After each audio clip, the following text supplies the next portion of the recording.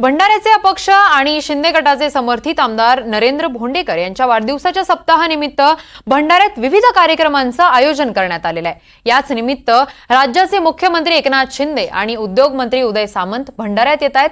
यावेळी जागतिक दर्जाच्या जलपर्यटन केंद्राच्या भूमिपूजन सोहळ्याला उपस्थित राहणार आहेत। दुपारी कार्यकर्ता संमेलनाला मुख्यमंत्री संबोधित करणार आहेत। भंडारा शहरातील रेल्वे मैदानावर होणाऱ्या या कार्यक्रमाची जय्यत तयारी सुरू आहे। कार्यक्रम स्थळावरूनच आढावा घेतलाय आमचे प्रतिनिधी तेजस मोहतुरे यांनी। आपण पाहूयात। महाराष्ट्राचे मुख्यमंत्री एकनाथ शिंदे 2 वर्षातून तिसऱ्यांदा भंडाऱ्यात येत आहेत।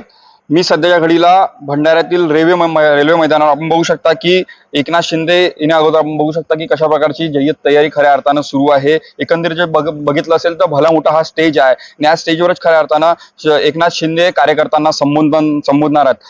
शिंदे गटातील समर्थित आमदार नरेंद्र भोंडेकर यांनी मागील 2 वर्षात तिसऱ्यांदा एकनाथ शिंदे यांना आणलं आहे। त्या अगोदर श्रीकांत शिंदे सुद्धा पवनीमध्ये येऊन गेले। एकंदरीत जर बघितलं असेल तर विविध विकास कामाचे भूमिपूजन आज एकनाथ शिंदे यांच्या हस्ते होणार आहे आणि त्या निमित्ताने उदय सामंत जे मंत्री आहेत ते सुद्धा इथे येणार आहे। एकंदरीत जर बघितलं असेल तर संपूर्ण इथं खुर्च्या लावलेल्या आहेत। 25 ते 30 हजार नागरिक असतील अशा प्रकारे सुद्धा शिंदे गटाकडून सांगण्यात येत आहेत। त्यासोबतच आपण जर बघितलं असेल तर जल पर्यटन केंद्राचे सुद्धा उद्घाटन होणार आहे।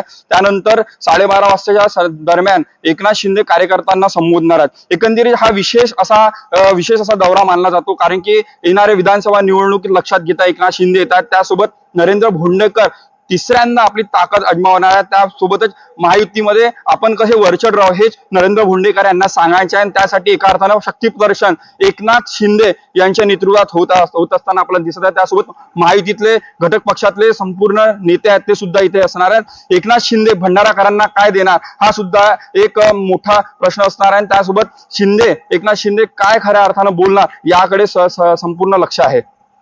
तेजस मोहतुरे, NDTV मराठी, भंडारा।